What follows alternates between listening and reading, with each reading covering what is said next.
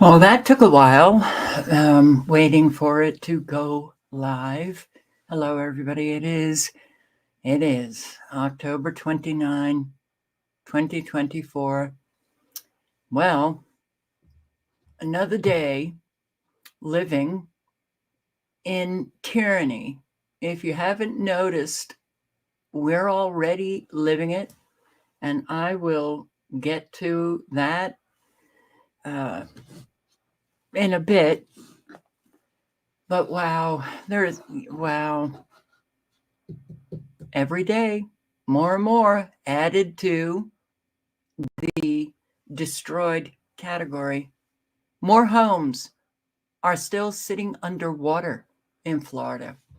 More homes are getting flooded in Florida. Now, Milton was about 2 weeks ago, I think. So much has happened. Wow. Oh, every single day. Hard to keep up with everything. But yeah. So, quick hellos. Hello, Alicia, Analog Synth Player, Sandra, Andrew Cruz, and Tony Punch. Hey, I'm actually feeling like I'm maybe getting sick. I don't like that. The temperature dropped drastically. Today was cold, and I'm feeling it. So, hope you're all feeling well. Geofactor 3, Julio, James B., Angelos, Christopher James, Barb in Ohio. Very sorry to hear that you too have not been feeling well since the 9th. Pneumonia. Okay. I sure hope you feel better real soon. BMCC, J. Northrop, Max, Maximus. Hi. Amber I, Space Indian, L2024. Hey, thank you. And Oracle 11. Carol. Julie. Okay, so they have really been resting. Oh, I did it again. Look at radar. Okay, they've been resting. They took a vacation, the weather terrorists. Though, I guess the remnants of Milton is still flooding out homes. So, yeah, this looks pretty weird up here in South Dakota, for sure. And no active severe weather alerts. So that's good, right? That's good. Hey, Michael.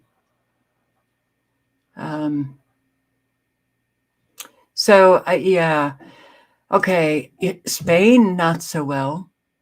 Spain is not very good. Several missing in Spain after heavy rain causes flooding. At least one person has died and several are still missing after a severe storm hit Spain. Red weather warnings remain in place and residents have been evacuated from Valencia by helicopter. Heavy rains have caused severe flooding in several parts of the peninsula and forced the cancellation of high-speed trains between Madrid and Valencia and Barcelona. On Tuesday morning, a train derailed in Malaga with almost 300 people on board, although the incident caused no deaths or injuries. Flooding also caused the collapse of a bridge in Picaña. Emergency services are still searching for at least 6 missing people.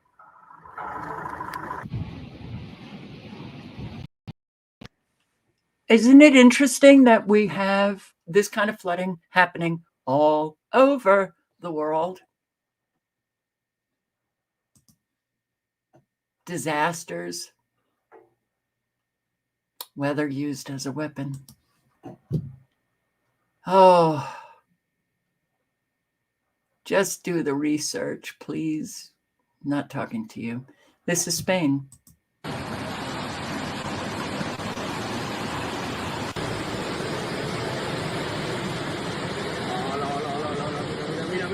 Mira. La puta madre.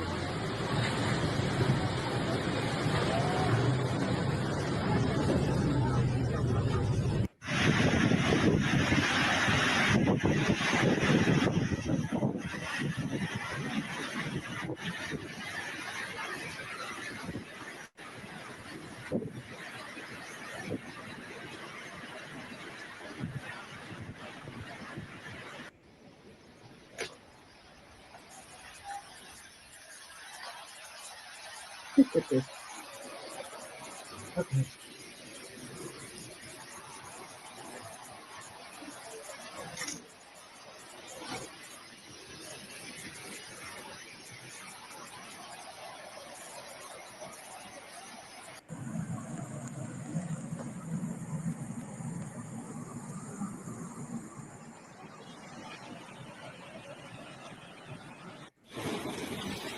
Se ha roto el puente, se está inundando todo.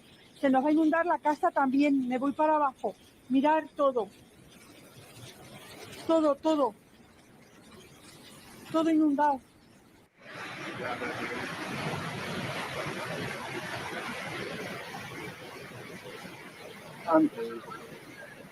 Oh, man.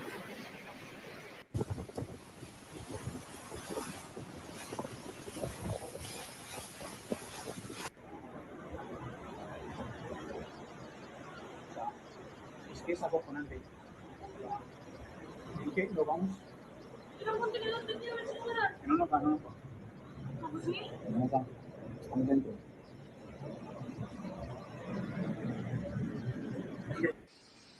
Breaking news from Valencia, Spain. Missing people, trapped neighbors, and a city locked down with its eyes on the sky. The cold snap arrives in the Valencian community with strong tornadoes, thunderstorms, and gusts of wind. Daniel, yeah, I think it's undeniable. And for those who have been denying it for many, many years, perhaps what we are seeing, certainly in 2024, all of the disasters taking place, destroying an awful lot of ranches and farms and homes and businesses and cars and lives. But to see this kind of flooding happening all over the world begs questions to those who are still denying. Maybe it begs questions. Yeah, I think so. This is another channel that I recommend just subscribing so that you can stay up to date, see what's happening in the world. Now, I just came across this. I have not listened to it, so let's listen to it together.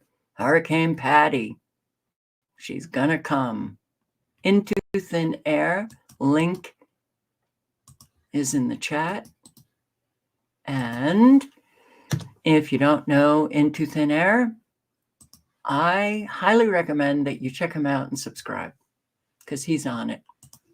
Welcome back, October 29th, 2024, and we are looking at potential Hurricane Patty, which is likely going to form in the Southern Caribbean. As we stated about 4 or 5 days ago now, we took a lot of heat for even saying that this would form and then possibly move into the Gulf, putting Florida in its crosshairs, and that's exactly what the data showed, and now we have some updates here. As you can see, we are still seeing that formation in the Southern Caribbean, possibly even 2 separate storms. We have a little bit to go before we can solidify that second one, but it is looking more and more clear that we're going to see this thing starting to gain momentum over the next 3 to 4 days. That is a little outside of the election day landfall that we saw in the data previously, but again, we were just sharing the data we had available at that time and letting people know that this was going to take place. More and more models are now beginning to show this thing absolutely forming in the Southern Caribbean, and then it's a little bit of a question of where it goes. That's always the case with these hurricanes. Not only that, but we are very late in the season. We have until November 30th when the technical hurricane season ends. That doesn't mean we can't get hurricanes. We've had hurricanes every month of the year in the Atlantic Ocean at some point. But based off of the fact that we are number 3, possibly number 2 on all-time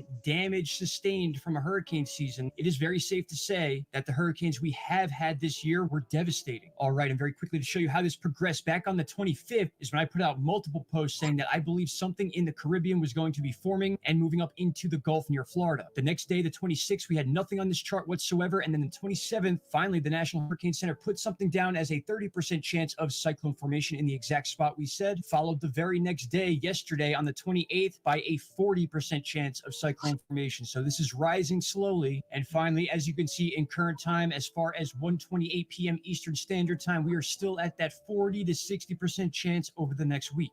All right, my friends, before I let you go, if you haven't yet, please check out my 2 videos I have on Hurricane Christy that was out in the Pacific, which caused that atmospheric river to then flow moisture into the West Coast. We saw a lot of vapor trails. Remember, that's what we have to call them, vapor trails, coming in from the west. And we said that this would turn into a very significant storm and to watch. And now we are seeing that happen. We're seeing the system now starting to combine in the center of the country, which will cause some severe situations. We followed this all the way through the Great Lakes and down into Asheville, North Carolina. They were getting sprayed heavy yesterday, and now that is all coming to fruition in the next day or two. We're quite literally following this storm start to finish. In fact, you can see that all starting to build up here. Northern Texas, Oklahoma, we have the big snowstorm taking place finally. This is all part of that system that all came in from the West Coast through that atmospheric river from Hurricane Christy. As we watched all those lines right here, all that moisture was then fully saturated, which means it's much easier to be put in these spots, if you know what I'm saying. And again, you can see this will lead to severe weather in a very common spot we followed all springtime long. Even the tornado warnings are up to a little bit over 10%. So do not take this lightly. If you live in these areas, this is going to be a nasty situation. And it all began from that moisture, as I said, coming in from the west. You can watch this stuff start to finish. All right, everyone, I appreciate each and every one of you. Shout out to Canada. I'll see you. Yeah, that snow that's coming to Wyoming, all of Wyoming. And the forecast model that I looked at earlier today shows it for, I think, is it midnight? Okay, here, yeah. We've got midnight tonight, October 30. Look, pretty much all of Wyoming is getting hit with pretty, the deeper the blue, the more snow. So when you see the light blue, that's could be even flurries. The dark blue is a lot of snow. So what do we have? 6 hours later, beginning to fade away, but it's still, Wyoming. You've got a long line, bizarre line of rain in South Dakota, North Dakota, on up into Canada. Then 6 more hours, noontime, October 30. Still, you got light snow in Wyoming. More rain that is going to continue for a while. You got some rain coming in off the coast into Washington and Oregon at 6 p.m., October 30, tomorrow. Look at this. Okay. This is a weather front that you are looking at that is stunningly unreal. Further down, you got it in the Gulf, and then south of even the Gulf of Mexico, but then all the way up into Canada.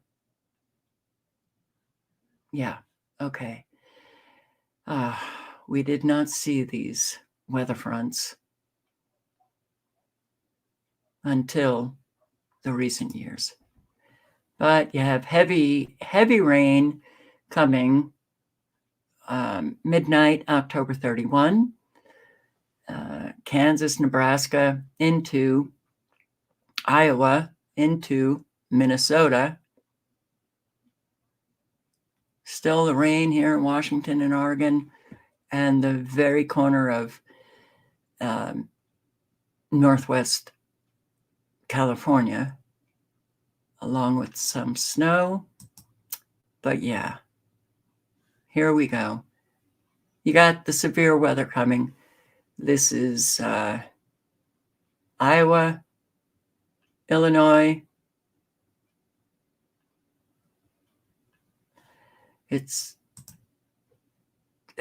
You got some heavy snow coming to Minnesota, which is not unusual. But these very long distances of precipitation manufactured. And then it cuts off, right? Cuts off, and it has, if this was at the bottom, it would be a tail. I can't stand looking at this. I really can't. Arkansas, northwest and central Arkansas. This is at noontime, October 31. Still the heavy snow in Minnesota. Still rain in Washington and Oregon, the West Coast. But the severe weather that he was talking about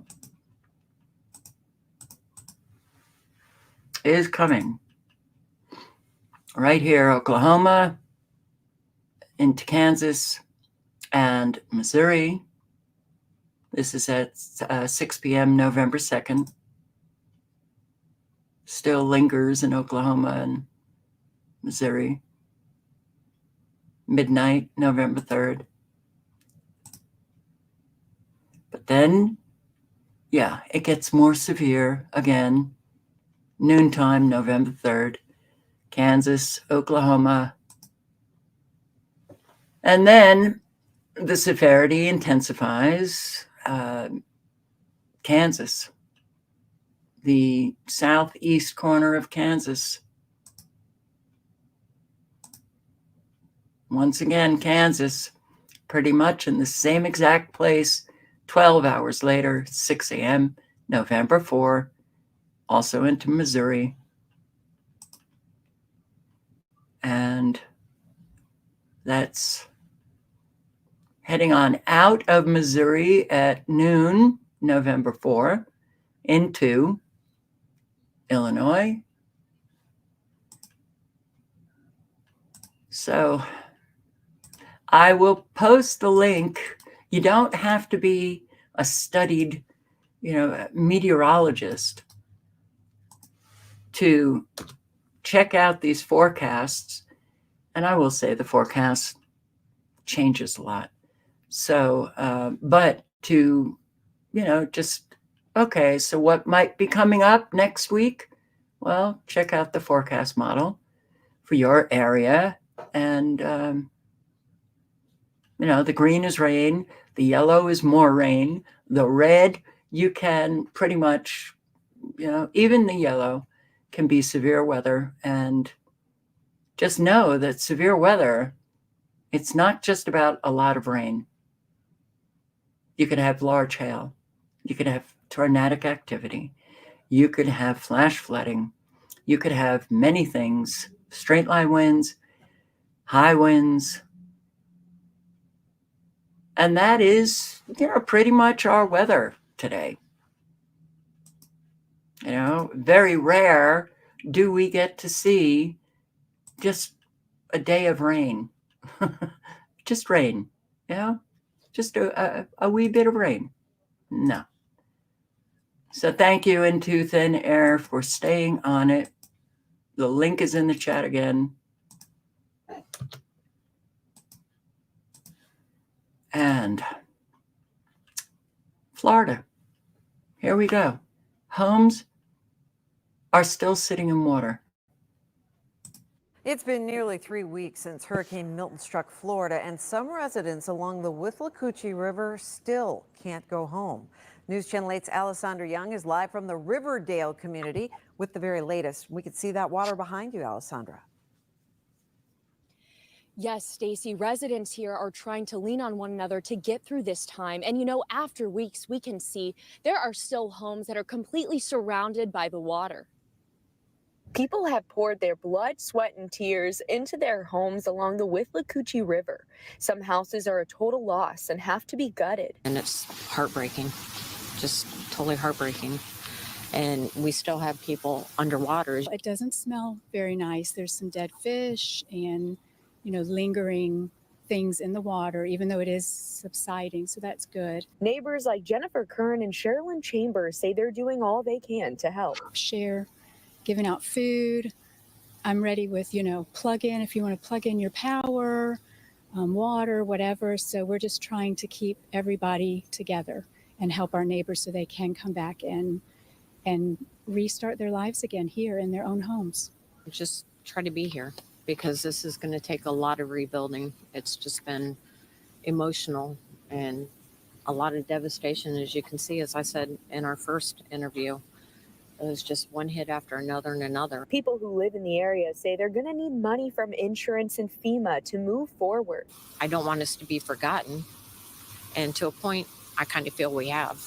I understand that Ridge Manor is underwater, but we still have people underwater as well. Some residents who didn't have to leave tell me they're ready to help their neighbors in need with everything from basic necessities to clean up. We're waiting for you, and we're going to do everything in our power when you are able to get back in. We're here to help. It's not just that area. She mentioned Ridge Manor, and I did see a video on Ridge Manor a couple of days ago. But yeah, jungle cows, Central Florida. Flooding is still a problem in Central Florida, and it's having an impact on animals, including this cute fella right there. That cow and several others were pushed out of their normal pasture in Seminole County by high water left behind from Hurricane Milton. And as West Tuesday McDaniel shows us, it forced deputies to come out and rescue them. Cows and calves certainly will wade or run through water, but the grazing land on Lake Jessup's North Shore lately, well, much of it is underwater. And they're usually really happy out there, but with the hurricane, all the floodwaters have pushed them up into the woods. I joke that they're now called jungle cows. Becky Herbach runs a horseback riding stable near where the cattle graze. Even for horses, the water's deep. The big field that we ride through right around Lake Jessup is completely flooded. We can't even walk through it. It's about, I mean, I've gone out as far as I can and it's up to the belly of the horse, so we don't go any further. Over the weekend, the Seminole County Sheriff's Office put on Facebook a photo of a calf rescued from a spot surrounded by water. And this video shows the Sheriff's Office on scene after a cop from another agency spotted the cows and all the water while driving on State Road 417 and called it in. 2.5 weeks since Milton, and this is what the north shore of Lake Jessup still looks like. We are just west of the 417, not all that far from where those cows were spotted from the expressway. The Sheriff's Office says the rancher showed up to move the cows at the same time deputies arrived. It became a team effort. I think it's great if they really were stranded. I know that the cows will stand in water a lot of times. The bottom line? But thankfully, they're on dry ground now. In Seminole County, Dave McDaniel, West 2 News. I can't stand this, but let's just take a quick look at to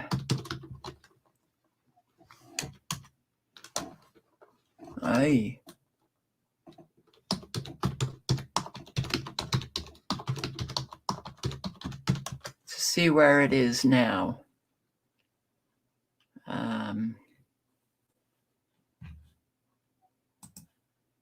If there's any update. Okay. Yeah.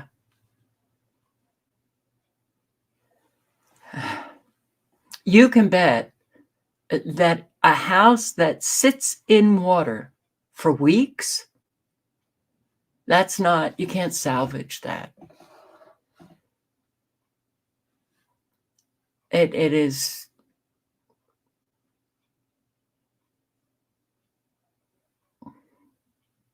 what people are going through. It's really,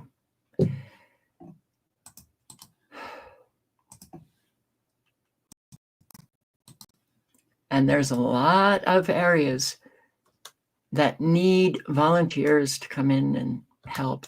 So the link to this next video, Yanessa, UNASA, is in the chat. North Carolina, a month after Helene, don't forget them. Don't forget Florida. Don't forget South Carolina. Don't forget Georgia. Don't forget New Mexico. Okay. And there's a lot that are still struggling from flooding at the beginning of the year. Like places like Vermont, tremendous flooding, destruction of homes, of businesses, of infrastructure, of roads. That's just a reminder. A whole lot of people really struggling. They've been forgotten. But let's, focus on the new events. And it's like, it's overwhelming. It is overwhelming. I'm just going to play a few minutes of I can't remember his name. Just a few minutes. Hey guys, real quick, I want to show you. Hey guys, real quick. Look how beautiful. Look how beautiful the mountains are. Blue Ridge Mountains.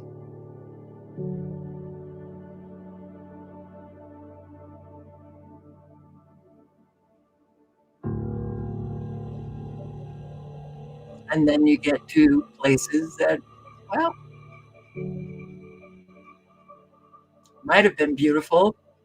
Well, these towns were very quaint, touristy type towns, and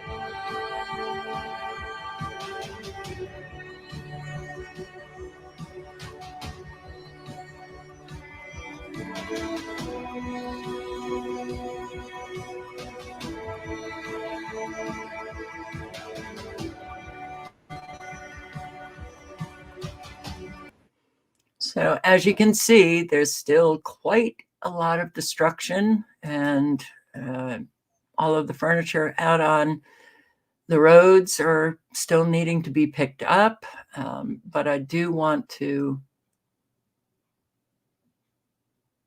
just play this woman's video. On Thursday, we went to Davis Produce in Burnsville, made a drop there. Then we went to Hendersonville, and then we went to the Livestock Center in Canton and did a delivery for them. On Friday, we went to Silverados in Black Mountain. We volunteered all day there, and I just wanted to let people know, if you have a day or any time that you can volunteer, so many places need it. She was hit by Hurricane Florence, and I'll tell you how much FEMA covered of all this in the end, $30,000, okay? They lost their entire farm, their entire ranch. There were other outcomes that worked out for them in the long run. They got lucky, okay? But a lot of these farms aren't going to get that lucky. So they know firsthand what it feels like to be in this situation, what it feels like to see what you're actually going to receive in compensation, and then have to know how to rebuild. Have to rebuild with what's been given to you. I'm gonna try to make this quick, but I'm gonna do a little bit of an update. This is my trip for tomorrow. I'm still unboxing things that got delivered today from Amazon. I picked up a lot of stuff from Carthage Farm Supply, T-Post, all kinds of different feed. Bluebonnet donated alpha niblets. I've got the Redmond Rock items that they donated, coat defense, blankets, jackets, heaters. I have a slew of things that we have to figure out Tetris in the back seat again. And then we also still have to finish packing back here to put as much as we can in one spot. And so she's been. Yeah, even those who were destroyed, still volunteering, trying to help people. I will post the link to the website, Hurricane Helene Relief Auction. It is in the chat, and okay.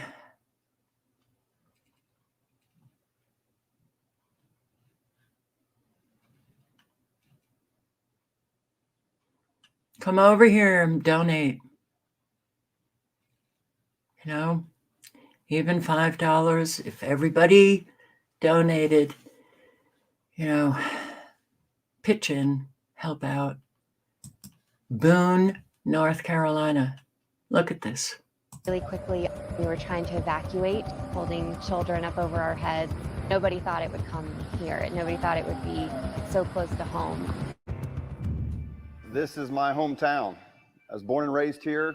As I look around, we've got a lot of loss. We got a lot of destruction. Whatever you can do just to love your neighbor today. And that's what we're going out, is to serve in the name of Jesus Christ and to bring hope where they may not have any hope. Seeing the army of orange walk over our bridge, coming to our house. Whew. We're not crying because of what we lost. We're crying because love showed up. And they came with smiles, and they came with the love of Jesus. Samaritan's Purse won't leave until the work's done. So if you want to come out and you want to help, you want to get after it, we got a lot of work to do. Let's go.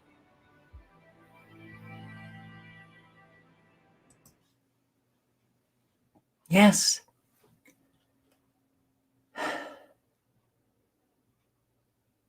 And I believe it was Max in our chat who got help from Samaritan's Purse. So you can volunteer for Samaritan's Purse and volunteer with others. There's a lot of work that needs to be done. There's going to be a lot of work that needs to be done for a long time. So, okay. I've posted several in several live streams about the Rancho Palos Verde houses that were, well, the ground is shifting. The ground is shifting in California. And don't worry about all of those extremely low frequencies that I point out that are ongoing, have been for years. And in fact, they're right here. Right here. Okay. They seem to they decrease in power and they increase in power. They increase in the number of frequencies or the type of frequencies right here in Southern California. So could it explain the ground shifting? Absolutely. But here, FEMA steps in. Buyout. Home buyouts again. First, we begin with Cara Finstrom, who's live at Rancho Palos Verdes, where there is now an offer on the table to help landslide victims. Cara. You know, homeowners here, they have watched homes be ripped apart. They have watched roads be twisted into what look like roller coasters with no exit options. Now a voluntary property buyout, but they've got to act quickly. But if you are interested in selling your property to the city as a typical real estate transaction, your application is due to the city by November 8th at 4:30 p.m. That is a week from this Friday. And that deadline is why the city of Rancho Palos Verdes, FEMA, and state emergency leaders held an urgent meeting to announce and explain this $42 million program. Property owners here who apply and are selected will get fair market value for properties. The amount they get is going to be based on pre-disaster appraisals. And the properties bought, those will be permanently converted to open space to help protect the community from redevelopment do. risks. That's what the FEMA home buyout program has been doing for decades. When you agree to have FEMA come in and buy your home, the city or town will pay 25%, FEMA pays 75%, and they raise all of the structures. No more habitation in that area. See how they move people? They shift them around. We don't want you here, so we're going to destroy the area and make it so your home is just not going to be sold by anyone else but government. Government's going to come in. And pre-disaster market value, bullshit. Because those homes are really expensive. I would be absolutely amazed if FEMA was going to award them the pre-disaster market value. No, because many of those homes are millions and millions of dollars.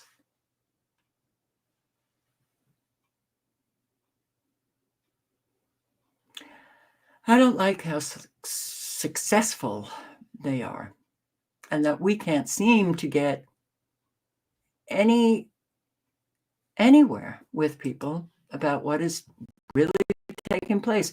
Pay the flood insurance.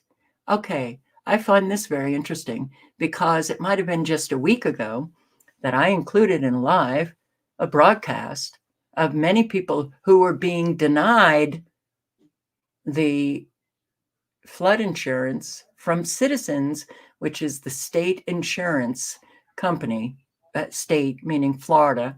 They were being denied, but now we're hearing that other people are being approved. What's going on? Who reached out to us saying that it is pricing her out of paradise. And now, after flooding from Hurricane Milton, her home is a total loss. ABC Action News anchor Nadine Yanis takes the story from there tonight. Well, in my 14 years of reporting, this was a first, being invited into a home to talk about insurance and protecting your home in a storm, and then coming back to see that same home now damaged after Hurricane Milton. You see it here. Jane Patzva Morgan emailing us, now sharing lessons that she's learned when it comes to getting flood insurance. Is this exactly where we were sitting for our interview? Exactly. The exact spot. It was surreal standing in the same spot Jane Patzva Morgan and I were in back in April. This is the flood insurance. Emailing us then in tears, Citizens was requiring her to carry flood insurance, more than doubling her insurance rates. Please, do whatever you can to help us that can't help ourselves. But now nearly in tears again. But it's devastating. It really is. Her home is a total loss. You walk there, you will go straight to the ground underneath. That's the ground. Flooded in Milton. Pure mold, black mold. But thanks to that flood insurance requirement, she's getting the full amount of coverage back. And there was also a clause in there that I did not know about. And they will pay, if the city condemns the home, they will pay up to $30,000 for storage to have the home removed and to help you relocate. So that was huge. The dichotomy of all of it, though, because you were also in tears for how expensive it all was. I know, because I was that person. Citizens CEO Tim Serio felt that pushback, speaking to us at an insurance village after Hurricane Helene. We're now seeing that that was probably a very good policy for the legislature to pass. Some folks said, I don't even live in a flood zone. It was a fair point. But with Ian, we saw a lot of flooding in Central Florida, folks not in the flood zone. With Debbie, now with Helene, we're seeing flooding of folks not in a flood zone. It's for the protection of the consumer. As for Okay, so maybe it's location, I'm going to have to go back and find that news broadcast when they were talking about citizens denying insurance to an awful lot of people who lost their homes in Florida with these hurricanes. So, little confusing. Very good video. Truth Stream Media, Part 3.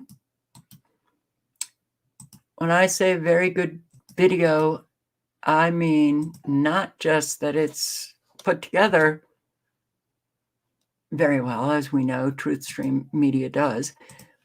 The information is really very, very important. The entire area is toxic. Maximus, okay. The mud, toxic. What do you do? How do you protect yourself when you live there and there's nowhere else to go? It's like, East Palestine, Ohio, incredibly toxic still. Then we had that chemical release in just south of Atlanta, where people are getting sick. All right. So doesn't that at least suggest that this country is really not very healthy? The environment is not very healthy, and that people should be asking questions about what the hell is going on, that we have all of these toxic accidents, disasters, releases all over the place. Okay, here we go.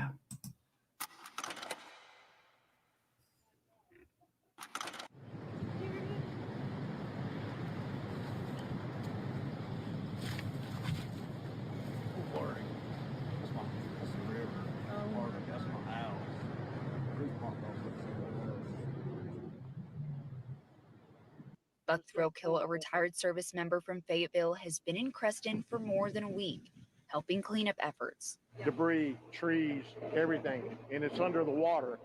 Any little single piece of rebar sticking up will catch any and everything that comes by.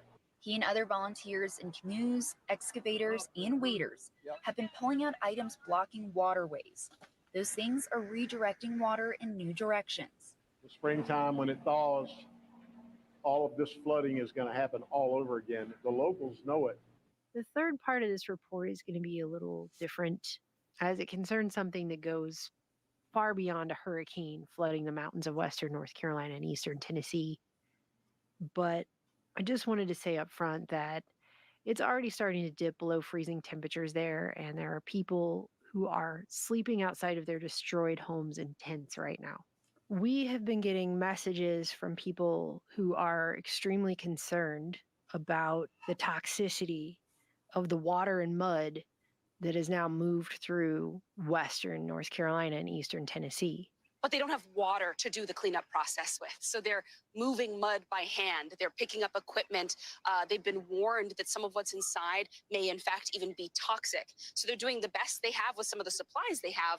But many of the people behind me here, these are not experts in this kind of cleanup. They are the artists, the business owners themselves, doing the best with what they have. He says a horse from a farm next to this bridge has died from drinking this contaminated water and eating hay bales that were sitting in the flood. There's cattle lifestyles up here, people raising beef, horses, every bit of hay. You'll drive down the road and see round bales of hay and go, oh, they're good to go. No, it's no good. It can't be used. Even Madison County Chamber of Commerce has now put up a warning on their official website that the mud in Marshall, North Carolina, just for one example, is absolutely toxic, that they have hazardous material protocols now in effect. Downtown Marshall, North Carolina was swallowed by catastrophic flooding. Now what remains is covered in a thick coat of mud and debris that's considered hazardous. Some of the volunteers that are starting to come in here are having to wear hazmat suits because all of the mud and all the debris is now considered to be hazardous. And that everyone should be using caution anywhere where there is mud or water. It says an abundance of solvents or caustic chemicals is eating people's clothing, and that people are getting chemical burns from coming into contact with this mud, and that it's contaminated with household chemicals, fuel oils, gas, animal and human waste, trash. They're saying there's syringes in there, garden chemicals, pesticide, all kinds of stuff is now in this mud. And they're saying PPE is now mandated for working with it, including respirators. Don't go in the mud. Use caution and avoid floodwater and mud unless absolutely vital. So there's a secondary issue that is now developing here, and it's also making people ill. I have people writing me who know people that are working in Lake Lure that are getting sick. There are messages being posted on Facebook groups about people coming down with respiratory illnesses and pneumonia-like illnesses that are not pneumonia, and they're having lung pain. I don't think people realize how toxic, how absolutely toxified this area is. And you can see how deep it is to the altar. For 24 hours, 4 to 5 feet of water flowed through the church before receding. I'm sick, but I'm not. I mean, I have some allergies going on. Now I have some like internal stuff. Like I felt like I had food poisoning, but it's been long enough that if I had food poisoning, it'd be past. And my husband's the same way, and I'm convinced we got bacteria or something from somewhere. I've been sick since it started, like with an infection, lymph nodes and stuff that won't go away. I mean, but like you drive down the roads, like Swananoa and Old Fort. I mean, it's a dust bowl. It's a dust bowl, and they think how many of those homes have asbestos in them? The insulation. There's potentially a huge environmental disaster happening in Asheville, North Carolina, and everyone downriver. This is reportedly the IPEX plastic PVC factory. Everything looks to be destroyed, and chemicals have been leaked into the French Broad River. It's probably the PVC, the powder form.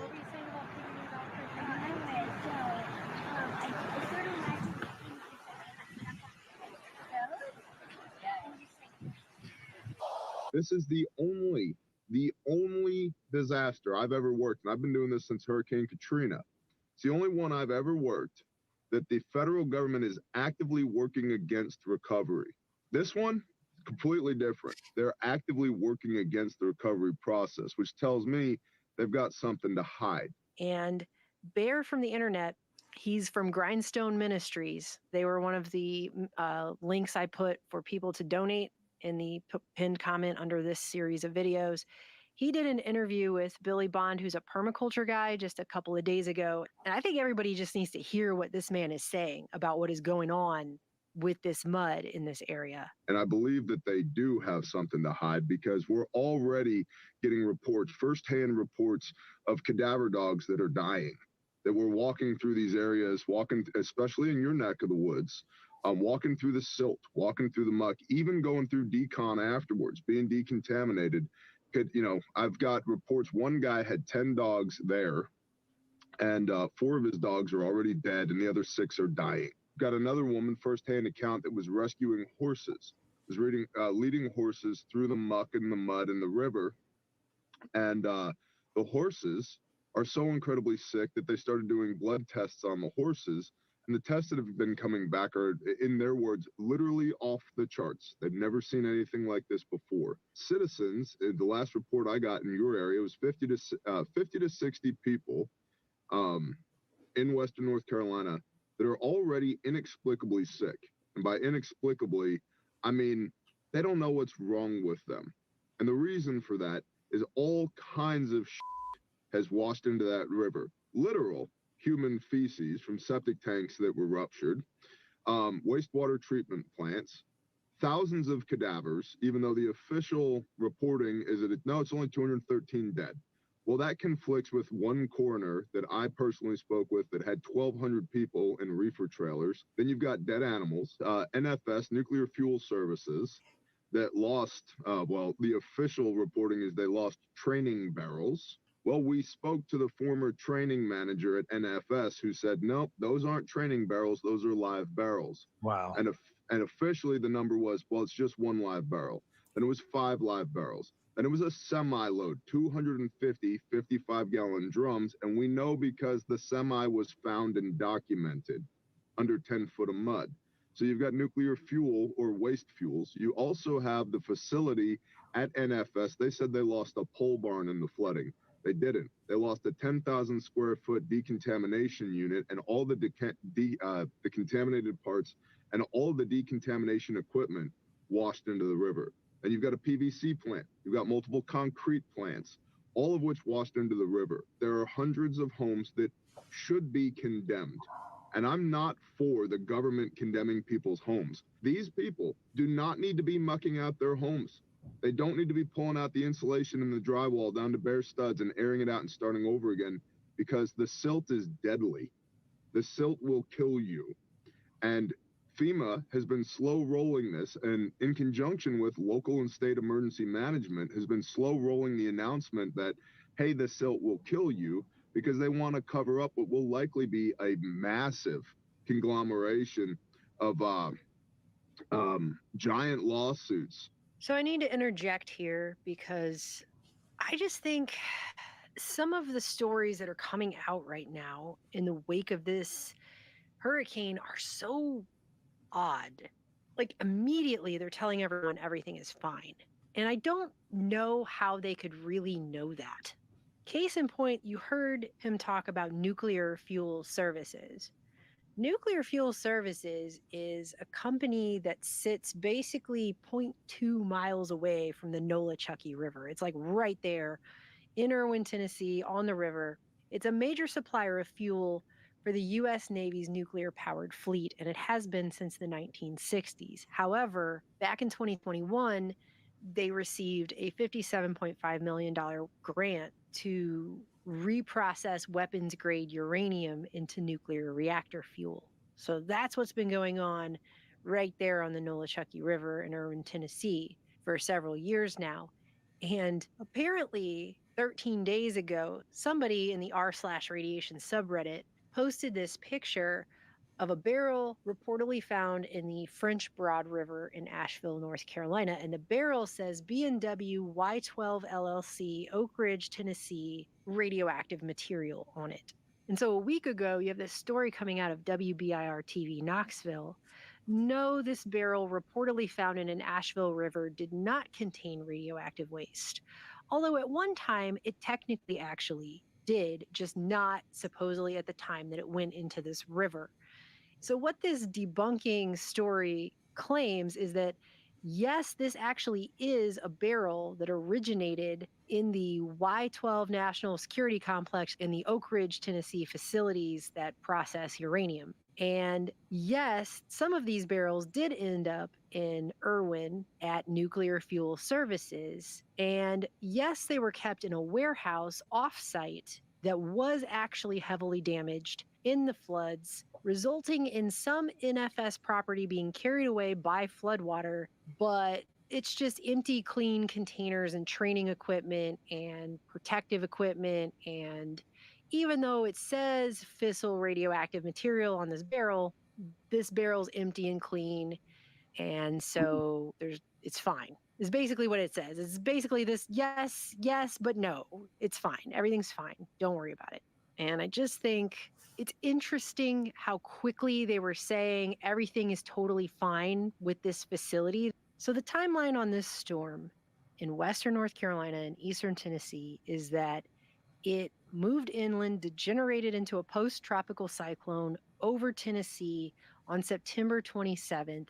It stalled out there and sat there all day on the 28th and didn't dissipate until the following day on the 29th.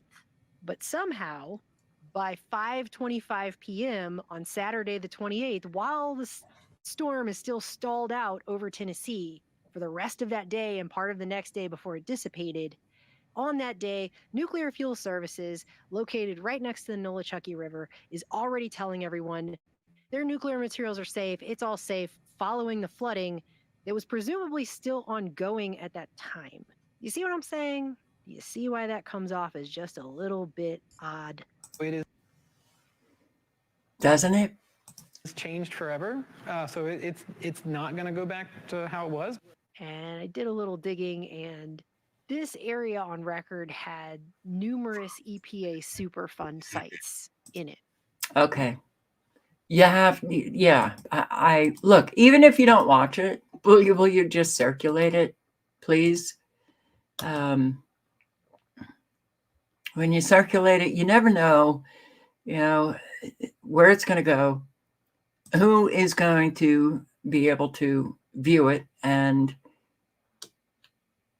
with how dangerous everything is now, could you save a life? Absolutely. Okay. Will they condemn this entire area? That's a possibility. That's a possibility. But that mainstream media has already been broadcasting how toxic the mud is. You do really have to wonder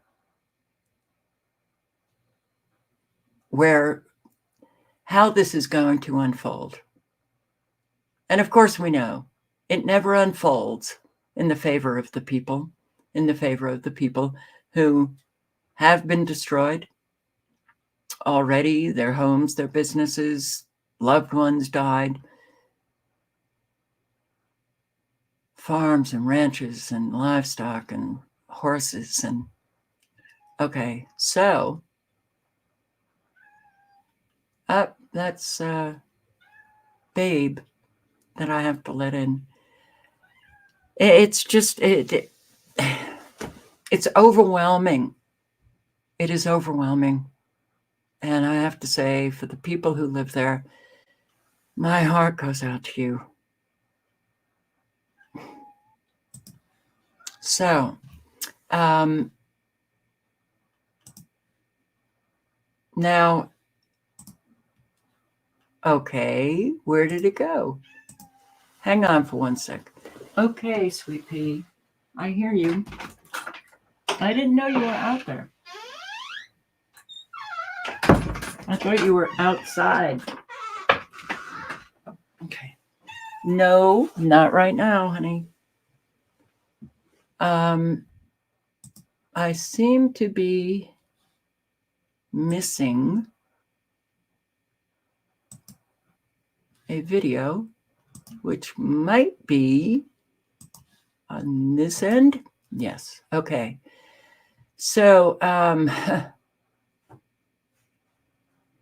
tyranny is already here.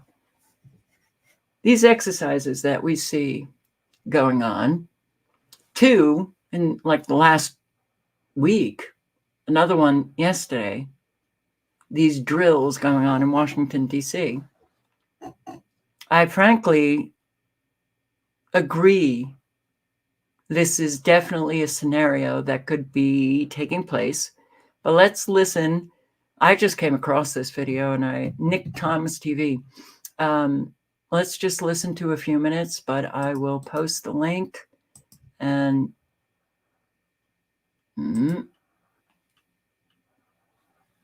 Good morning. Post the link. You can listen to the entirety.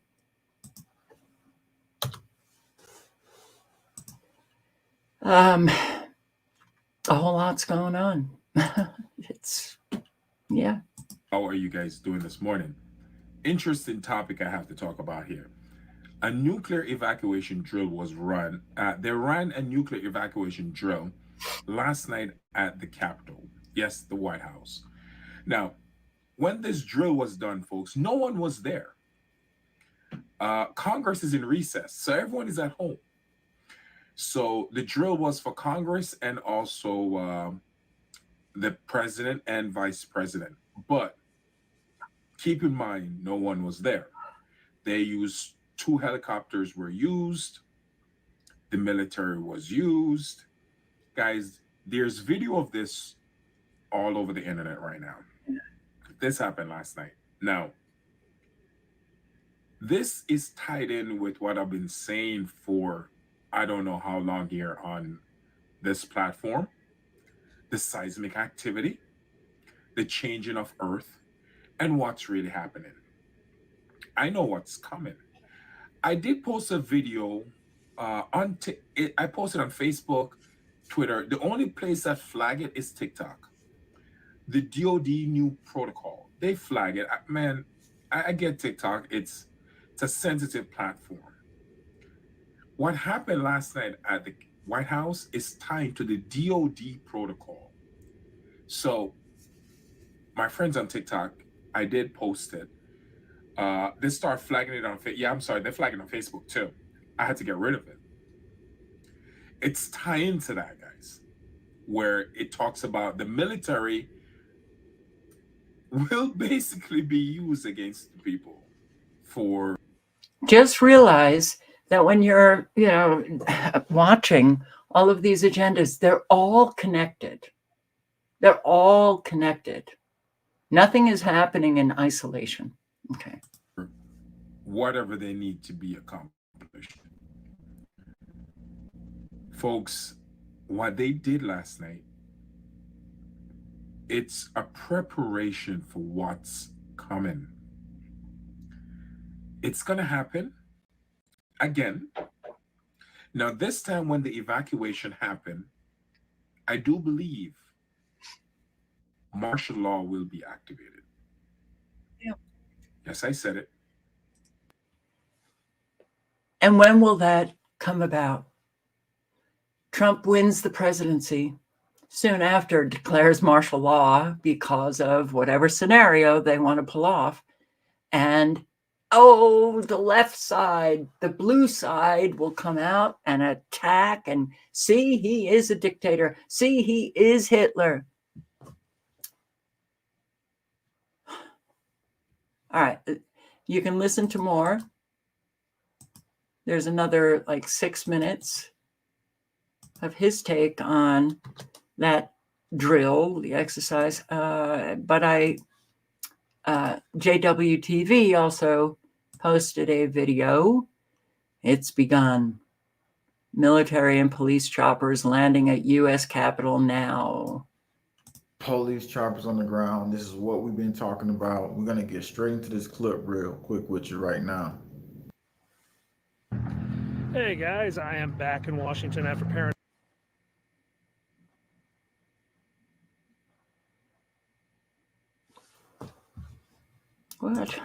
Weekend, and guess what? We have got helicopters coming to the U.S. Capitol.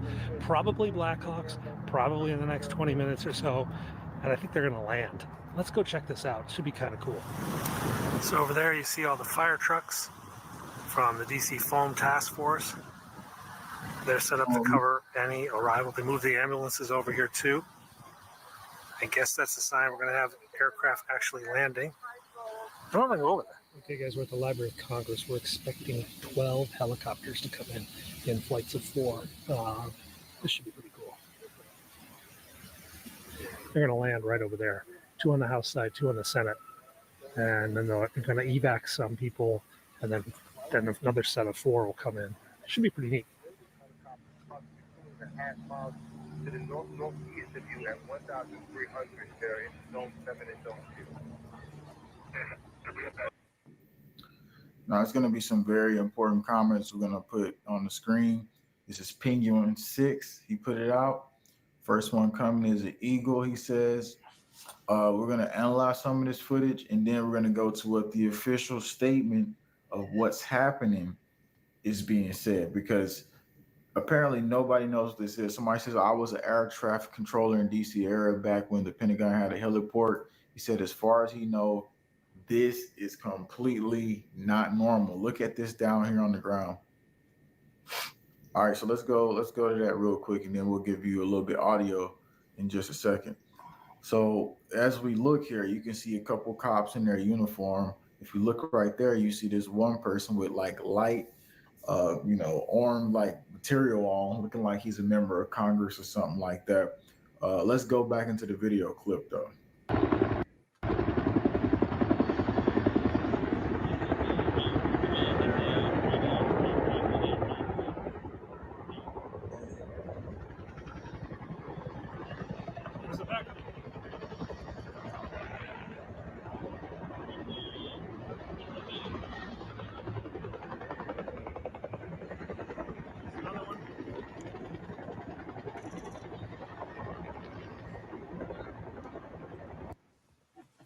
JW does read, a comment from somebody who says no, because if this is a continuity of government, they've got to save the top leaders of the country.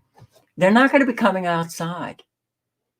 There are underground tunnels that lead them to shelters, to places of safety. They won't be coming outside. So I was glad that somebody commented about that.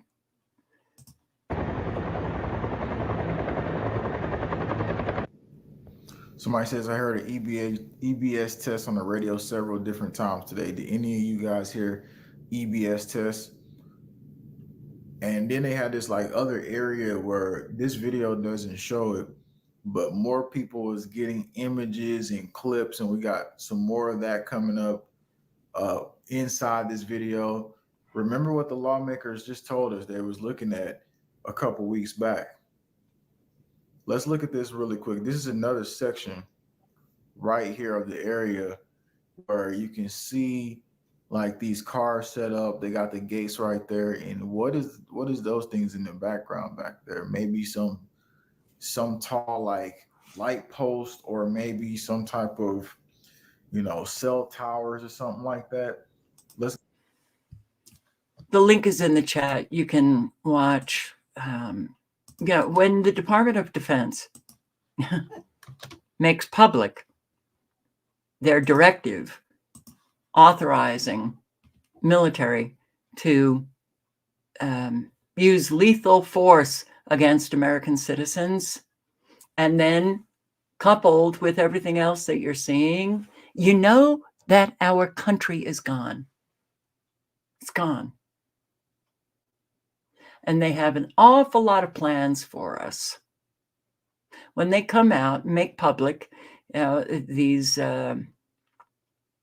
domestic violent extremist lists, if you question anything about the government, if you question anything about renewed measures regarding COVID-19, renewed meaning, oh, it's coming back, right? Okay.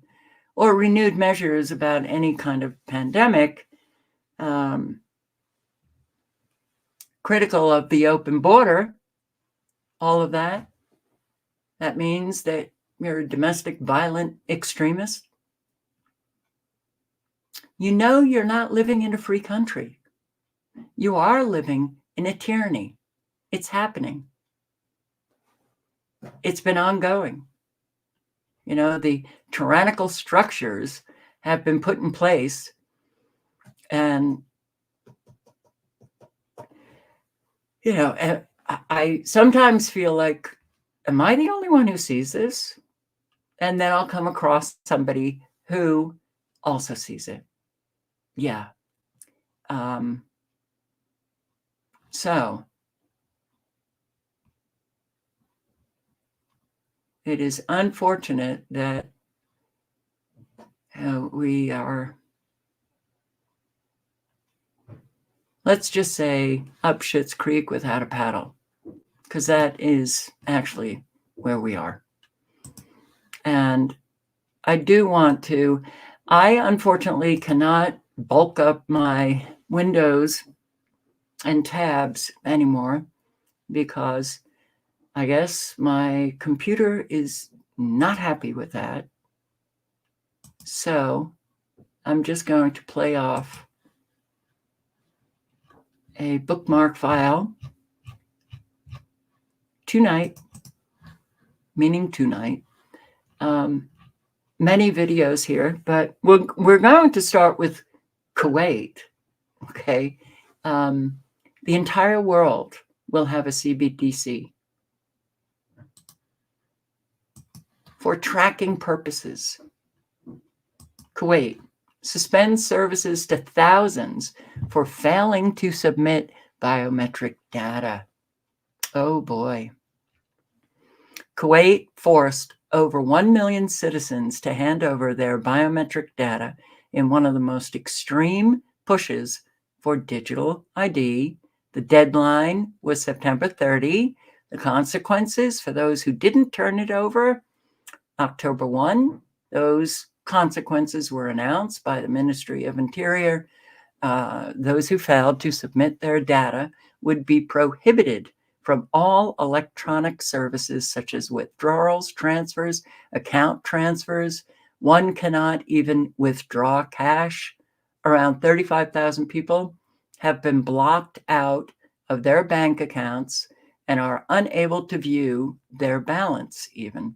A few weeks later, those in non-compliance have their electronic bank cards deactivated, Visa, MasterCard, KNet. Beginning on November 1, the Kuwait Banking Association stated it will implement a complete block on all accounts, which means one cannot even withdraw funds if they go to the bank in person. Expatriates have until December 31 to submit their biometric registration. This is very real. All agendas continue operating. Talk about a distraction, the US election. That's a distraction.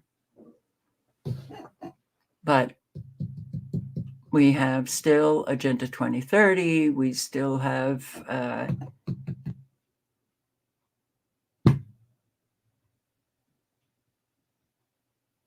all agendas are in operation.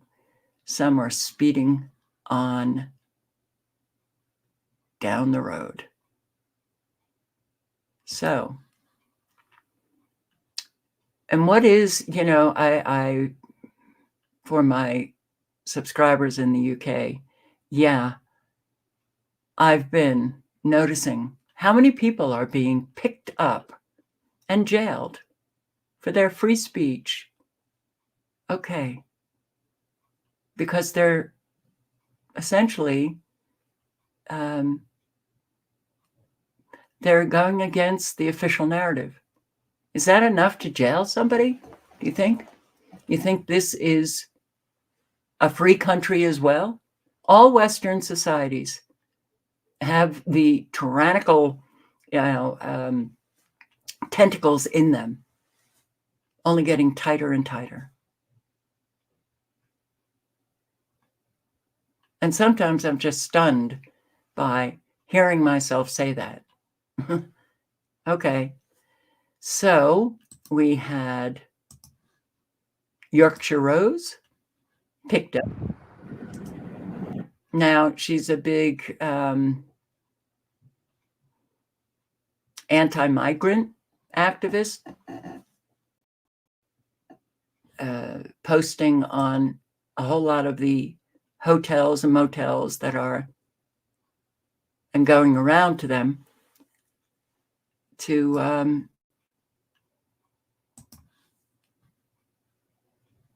show people where all of the migrants are. All right.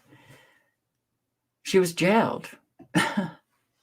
Now, I don't know if this is, I was hoping that it would keep where all of the videos that I've watched and put them at a certain time period.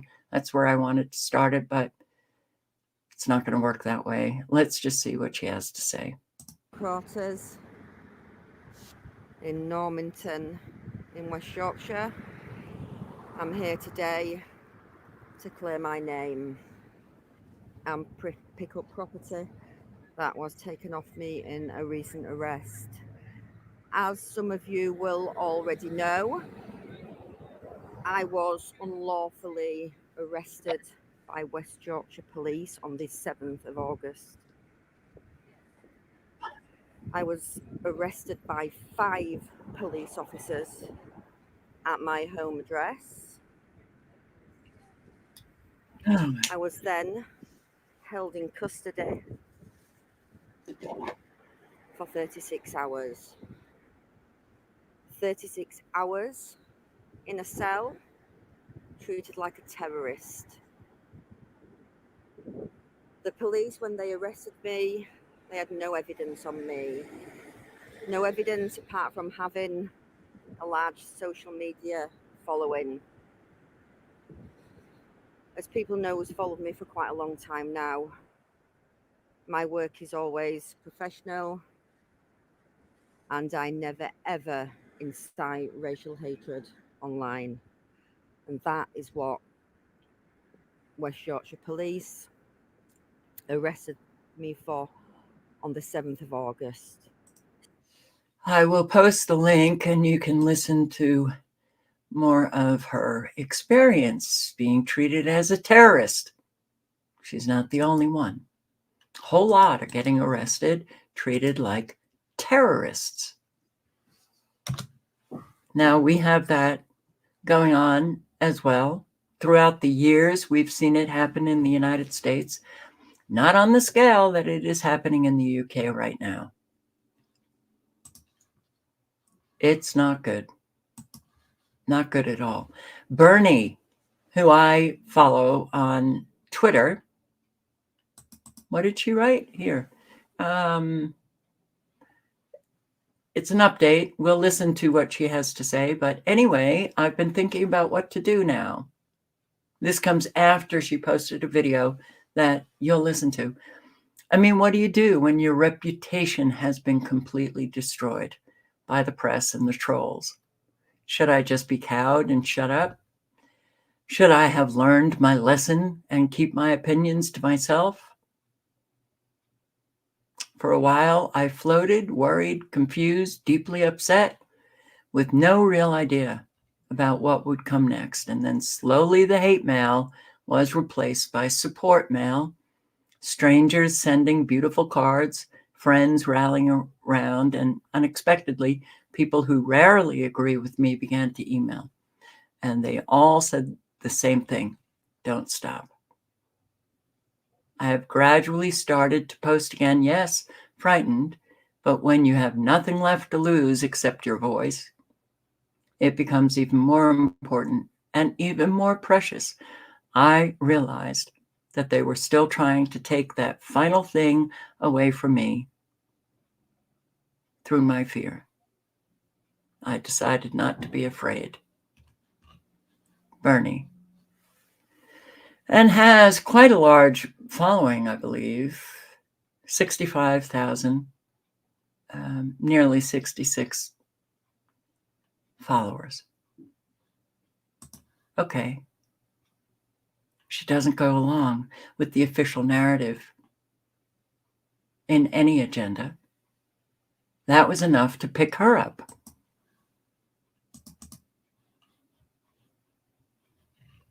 That was enough to pick her up. So on September 18,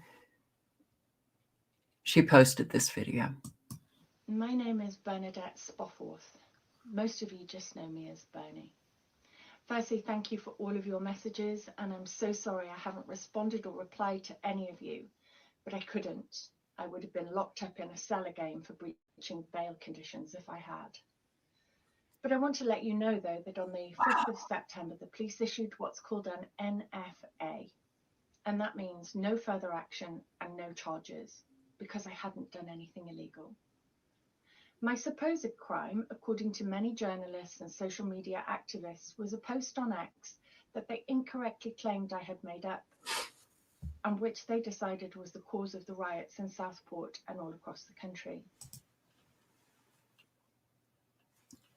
I was just reminded of what I think I played last night, Kamala Harris, right? And she actually said this publicly. As Attorney General, with the stroke of my pen, I could arrest somebody and then release them, and the damage has been done. They could be innocent. Damage has been done. You ruin their reputation. People begin to look at you, and I'm ad-libbing, and I'm also paraphrasing what she said. Stroke of her pen. That's what she could do. This, I think, what the UK is doing to an awful lot of people, picking them up, arresting them, having what is kind of similar to the SWAT raids that we have here. On journalists, yeah, arresting journalists at airports, Tommy Robinson arrested. So you see this going on, and a whole lot of people just don't have the courage. They'll shut up, right? They don't want their reputations damaged. They will shut up. Okay. And boy, does she look like a terrorist. Oof. Okay. She's not shutting up. She's got courage. Everybody needs to get in touch with their courage. And if you've never spoken out and still remain silent, you're complicit with the tyranny that is taking hold, because they need people to be silent. So you're obeying. You give your silent consent. In reality, though, I had just copied and pasted a name and a sentence from another post on X. And unusually for me, I didn't check the source, but I added the line, "If this is true, there will be hell to pay." And what followed from that deleted post was a concerted effort on social media to try and have me arrested and sent to prison by those who don't agree with me. Now, what I've experienced over the last few weeks that I'd like to tell you about is nothing in comparison to the suffering of those families in Southport, and I am not comparing the two. But I am just an ordinary person. And if I can remember the Southport, you guys, I hope we have somebody here in the UK that was when the stabbing of the children and also adults, or teachers or something, but 3 children died, I think. That's the last I heard. And it was by an illegal migrant. And I think you should know how ordinary people have been treated. So on the 8th of August, the police turned up, mob-handed, 5 of them, 3 police cars and a prison van. And instead of a simple voluntary interview, they searched me, arrested me, and held me for 36 hours in a concrete cell with a concrete bed, like a terrorist. They held me even though I told them that the evidence they needed had already been found by data experts. I explained my post was political, as almost all of my posts are, and my post was aimed at the government and its failing policies. I had not and would not make something up. That perhaps the authorities and the activists didn't actually care about the truth. They just wanted me punished as an example to you. Finally, I was released on bail. There really was nothing to take to magistrates and nothing to charge me with, but it didn't end there. Because my bail conditions included that I couldn't engage on social media, they didn't want me to speak to you about anything at all. Which meant I couldn't tell you of the damage done to me by those reporters and activists, and that it had been so complete I couldn't leave my house. That reporters were lying in wait for me in my garden, and that every day I had hate mail. I had nothing to gain from making something like that up, but others did gain. Journalists gained their clicks, my detractors gained my silence, and the authorities gained the silencing of you, because so many of you were afraid to speak. I had expressed my own views on the state of the country and its failure to protect innocent citizens, and that is still legal. But it's very clear that a vocal part of our society wants the opinions of ordinary people like you and like me suppressed. They say they support free speech, but they mean only the speech they agree with. They say they support dialogue, but only the dialogue that agrees with their worldview. And they say they want equality, but they don't mean for people who think differently to them.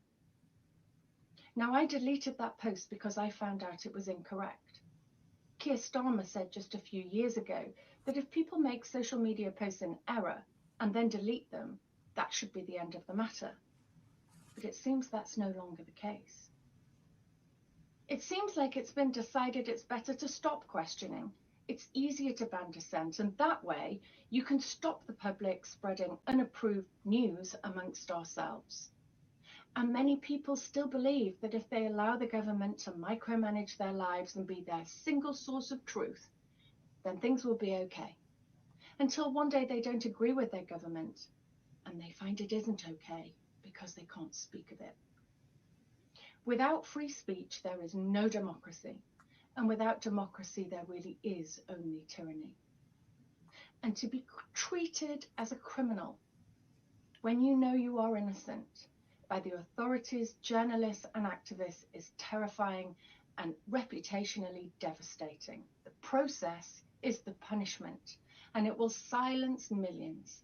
And when we are silent, that is the end of our free speech. So to those who celebrated my arrest, don't enjoy it too much, because it could easily happen to you. And the difference between us is that I would fight for you.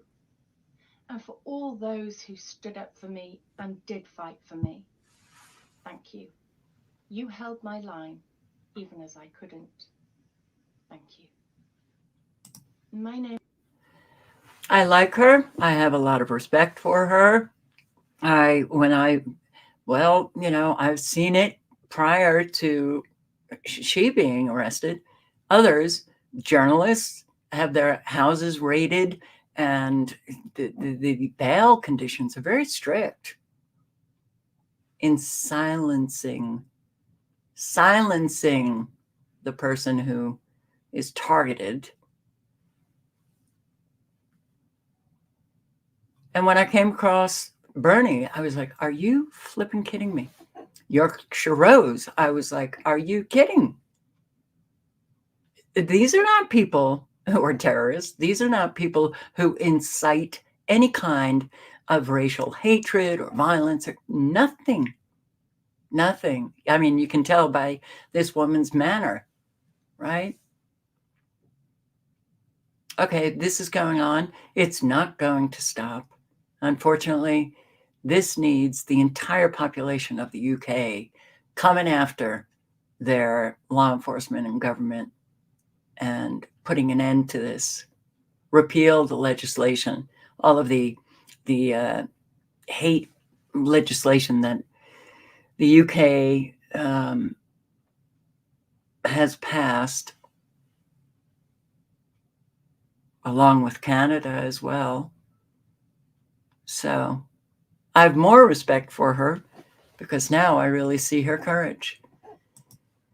And how about this man? Talk about thought crimes, right? 1984, if you have not read George Orwell's 1984, I suggest that you do, because you will see that George Orwell actually wrote about the time we are living now.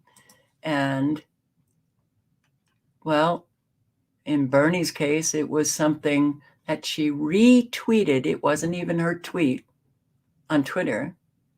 One sentence. This man, silent prayer. Mr. Adams, convicted of thought crime for silently praying in his head. And I think he got 18 months in jail.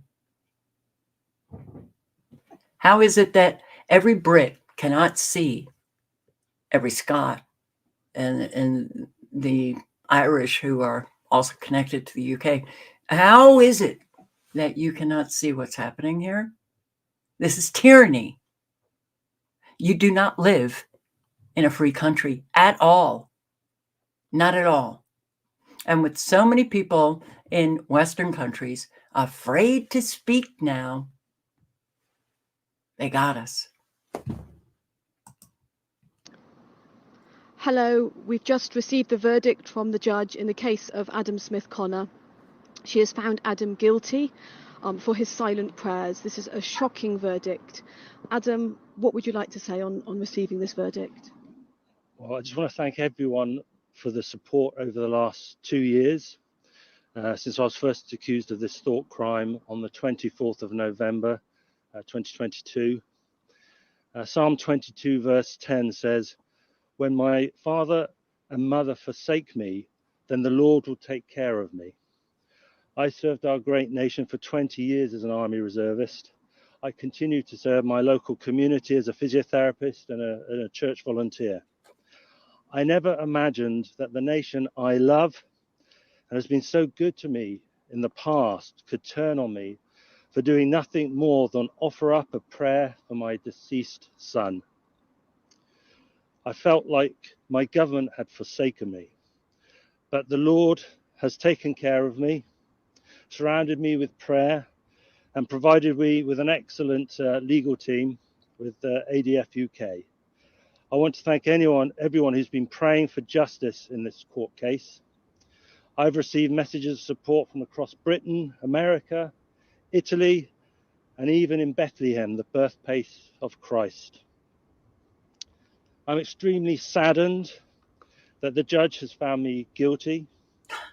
This marks a dark and dangerous day for our nation, setting a legal precedent that thought crimes can occur in England. When George Orwell wrote 1984 in the year 1948, he meant it as a warning, not as a guidebook. It seems Orwell's predictive powers were off by 40 years, but apart from that, the notion that thought crime could become established in the British legal system was sadly accurate. 2 years ago, when this case started, a Christian friend of mine said that we are now at a time where Christians can be persecuted for prayer. But there would come a time when you could be persecuted and the knock at the door could happen in your own home. Well, if you live in Scotland, that time has now come. In Scotland, the buffer zones, you can be persecuted for discussing abortion in your garden if you are overheard by someone. If you think I'm being paranoid, this is only going to happen outside abortion clinics, think again. If the government can create thought crimes somewhere, it's only a matter of time before they create them anywhere. If you hold any controversial views at odds with the government, and we all do at some level, watch out. God and God alone gives us the inalienable rights and freedoms. It's the government's job to uphold these freedoms, not to suppress them. How can we ask British troops to put their lives at risk defending freedom abroad whilst fining, arresting, and in your case, Isabel, imprisoning people back home for the thought crime of prayer? Because they're not out of the country in other countries fighting to maintain your freedom. It's not what they're doing. In fact, it has nothing to do with the British citizens, just like it has nothing to do with Americans. Nothing. Do you see? It's clear. This is tyranny at its best. Bernie retweets a tweet, one sentence.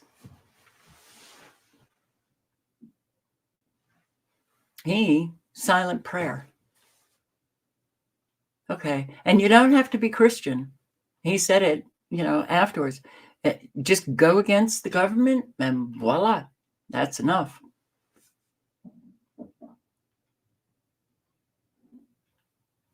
And unfortunately, and I'm going to have to ask my UK subscribers, you had a massive turnout into the streets, as you usually do for issues, but was one of them for Tommy Robinson? his arrest, Tommy Robinson charged with terror offense. And it doesn't matter, what you think of these people,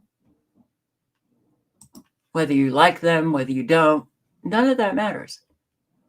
Because it could be any name. It could be your name. It could be my name.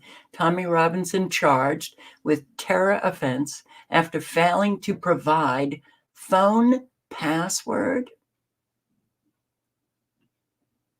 He's charged with a terror offense for failing to provide phone password. How dare you?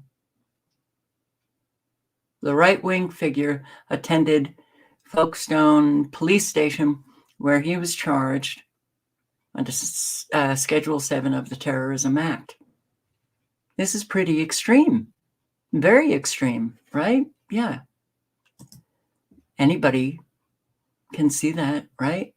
Yeah. So,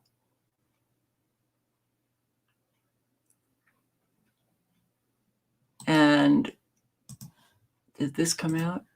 Yeah. 4 people arrested during pro-Tommy Robinson and anti-racism marches. And this was just a couple of days ago. Well, it was very big, quite big.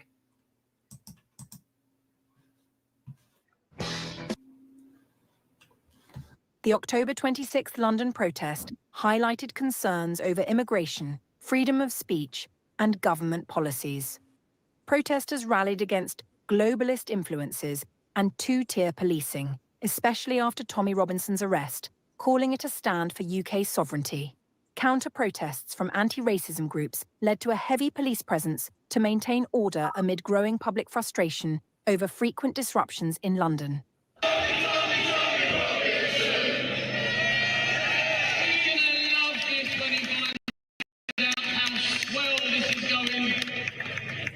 Just to compound on Charlie Simpson, what he said and what he just done there, and giving people credit where it's due. This is what we need more of. Giving people credit when they're due, building each other up, being each other's brother and sister and friend, and encouraging each other to do the right thing all the time.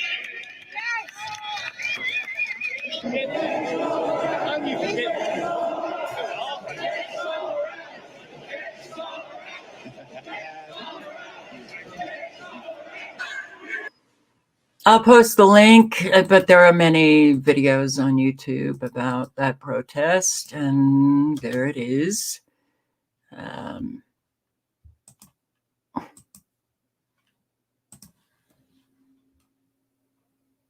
Think of the Brits as and those in the UK as our cousins.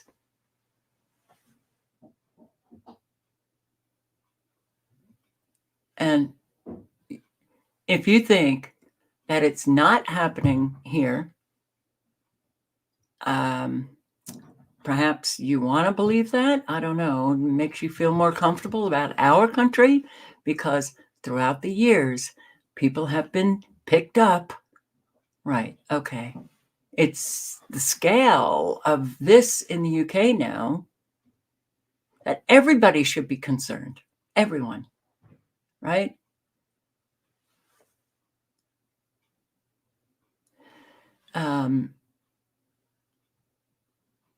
We're watching Tyranny in the UK.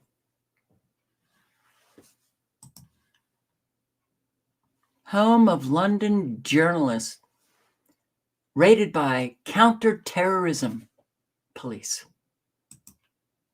Okay, yeah. Another journalist. I'm here with Asa Winstanley. The morning after the police were here, and I've just spoken to you downstairs about what happened, and it's pretty terrifying. What can you tell us a bit about what happened, just so people know? Yes, well, at 20 to 6 yesterday morning, police came, counter-terror command came. There was about 10 of them, and they basically barged into the house. You know, they were ringing on the doorbell. It was quite terrifying, and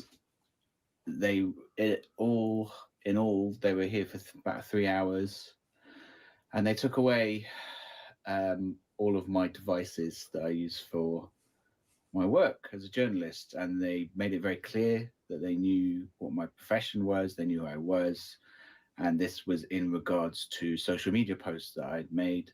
They didn't specify which ones. They didn't arrest me, thankfully. They did let me speak to my solicitor on the day, but I was really given no choice. But although I registered my objections very strongly to what they were doing, I was given no choice, and they took away my means of livelihood, if nothing else. You know, it's questions of principle aside. Yeah, my computer was here, an iMac was gone. They took my main computer. You can see my my expired press pass, but it just happened to be there. Kind of poignant, the fact that they've taken a journalist's computer away. They took my laptop, my phone. They took an old phone that they found, a hard drive, an iPad, and a box of an old phone. I think that was everything. Essentially, it was all my main devices that they took that I use for my journalism. And yeah, it's very strange to me. You know, they didn't charge me with any crime or even arrest me, and yet they still are able to take all this stuff. Right? He's not even charged with any crime. The police just come in and confiscate all of what he needs to continue his work. Well, that to me suggests that they're not police as we used to think of them. That we've got criminal organizations working, law enforcement, in government, and they do whatever the hell they want to do because we've allowed it. So I'm going to post the link, and you can listen to this man's story. But he's not the only, not the first journalist that this has occurred. You know, and hell, Candace Owens has been banned from Australia. She's another one who can't go to Australia. Isn't that a little bizarre? Who was the other one? Sherry Tenpenny, who was going to Australia on vacation, but agreed, sweetie, you can't do that. Hang on, guys. Or let me actually just play this for you, which I will link to, because I'm not going to play the whole thing. And this is, the link is in the chat. This is Kim Iverson talking about, yeah, Candace Owens. But anyway, Sherry Tenpenny, when people learned that she was coming to Australia for vacation, they asked if she would just speak to this very small group, and she agreed. And the group was really small. Government found out, said, Sherry, you can't come into Australia now. Candace Owens. All right, Candace Owens has been banned from the country of Australia. Is this going to backfire? Probably would be my guess. Let's go over exactly what happened. So Candace Owens is set to speak. She was set to speak in Australia, 5 live speaking events starting next month. November 17th, I believe, was the first one. Pretty pricey events that she was going to be speaking at. The prices for the tickets range from $95 all the way to over $1,000, I think $1,500 in order to have dinner, you know, sit in a room and have dinner with Candace Owens. So pretty pricey tickets. Going to be doing 5 of these. But apparently the immigration minister decided that he didn't want her kind in Australia. Now, what is her kind? Her kind, they claim, are divisive people who spread discord in the nation. This is the exact quote. This is from Immigration Minister Tony Burke. He says, quote, from downplaying the impact of the Holocaust with comments about Joseph Mengele, through to claims that Muslims started slavery, Candace Owens has the capacity to incite discord in almost every direction. Said Australia's national interest is best served when Candace Owens is somewhere else. Okay. And then he also went on to say tickets to these events are selling for $100. I hope she has good refunds policy. He said there hasn't been an application. So this was back in August. That's what he said most recently, the one that I just read to you. He also said back in August, there hasn't been an application for a visa, but if there is, the brief will come to me personally. So he told his people in Australia that when Candace Owens applies for that visa that she needs to enter the country, send it to my desk. So he says, my opposite. And then when he gets to his desk, what is he going to do? Veto. We're not going to allow her in. No, denied. So he says, my opposition to anti-Semitism and Islamophobia has always been on the record. I have clear legal powers to knock back a visa to anyone who would incite discord. Wow, that is a lot of power for one person to have in a country, to be able to say who can come and go into your nation. That is based on just their personal decisions. Like they could just decide they don't like you, and so they decide to ban you from that country. The Executive Council of Australian Jewry co-chief executive Peter Wertheim argued Owen failed the character test under the Migration Act. I don't think she was trying to migrate to Australia, but apparently she failed this character test. They only want certain people with certain character in their country. And he says, quote, at a time of unprecedented strains on the cohesiveness of Australian society, which is very largely the outcome of ignorant and malicious comments on social media, the last thing we need to be importing into our country is yet another so-called celebrity who has made racist and bigoted comments about Jews and other vulnerable groups, he said. Which she never did. Okay. Australia. Are we surprised? Are we surprised that Australia is? No, I'm not surprised, because Australia is a tyranny. The UK is. Canada is. And so is the United States. Wow. This happened rather quickly. But it could only happen when an awful lot of the ordinary people believe lies, won't listen to anyone, even have a conversation with, or, consider what somebody else is saying that is of a different opinion. And the conspiracy theorists, generally speaking, have a studied opinion, a researched opinion.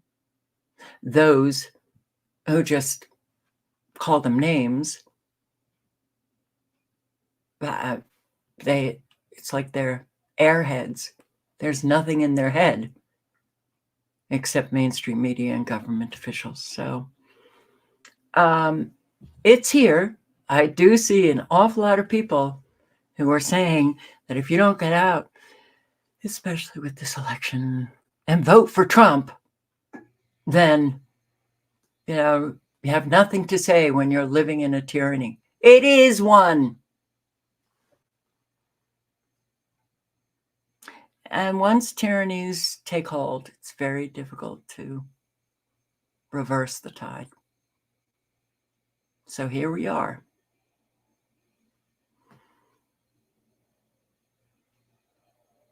I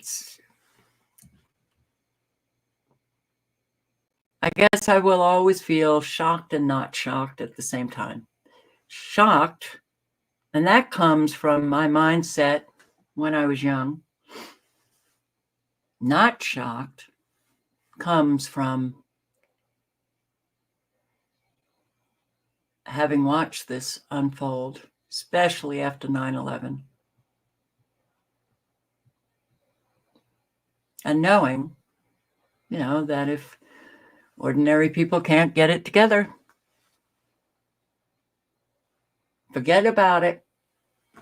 Forget about your freedom, your free speech. forget about all things that are good. Here we are, living it. So, did I put I think I did, but I'll put the link in again. And live honestly and speak honestly. Establish yourself as a trustworthy human being. If you don't do that, you're absolutely part of the problem. And that's what needs to be done. But in the aggregate, of course, so. Yeah. What a world, huh? What a time. Thank you for showing up. Hope to see you tomorrow night. Stay safe, everybody, and help those in your community. Remember the food banks when you go shopping. Remember to pick up an extra bag of dog food, cat food, or cans, whatever, for the animal shelters. Food banks are really hurting, big time, all over the country. There's a reason for that. Our economy is not good. All right. Hope to see you tomorrow. Ciao.